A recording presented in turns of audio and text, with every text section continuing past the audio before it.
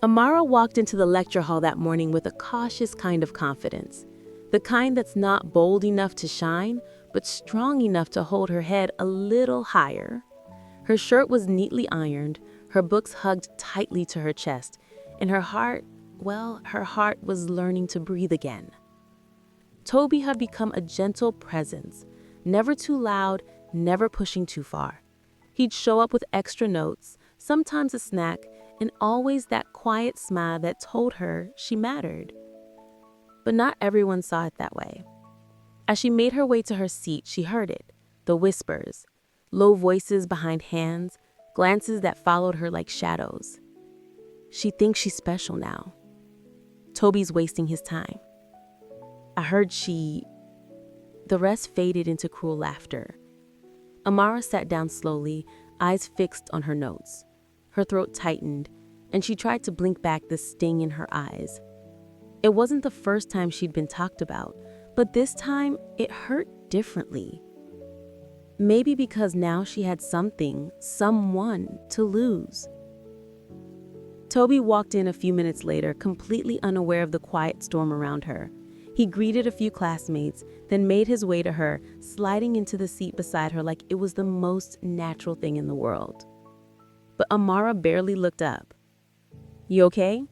he asked, his tone soft. She nodded too quickly. "I'm fine." He didn't believe her. He never pushed, but he always noticed. After class, as they walked out into the hallway, one of Tobi's friends, a tall guy with a mocking grin, called out, "Oh God, Tobi, so it's charity work now, Abby." The laughter that followed was sharp, but Tobi stopped walking. Amara froze beside him. Tobi turned slowly, his jaw tight. "You ever talk about her like that again, and we won't be laughing." Silence fell. The group of boys exchanged awkward glances. Tobi didn't raise his voice, didn't look angry. He just looked serious, protective. Amara's breath caught. When they walked away, she didn't say anything for a while. The hallway stretched long ahead of them, filled with footsteps and distant chatter. But her silence wasn't heavy anymore. It was full. Finally, she looked at him.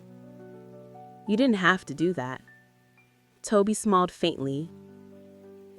"I know. I wanted to." And in that moment, Amara realized something. Being seen was rare, but being defended, that was priceless.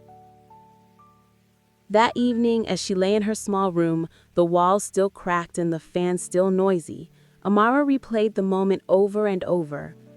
Tobi hadn't just stood beside her. He had stood for her. She reached for her journal, one she rarely wrote in, and scribbled a single line. "Maybe I'm allowed to be happy too."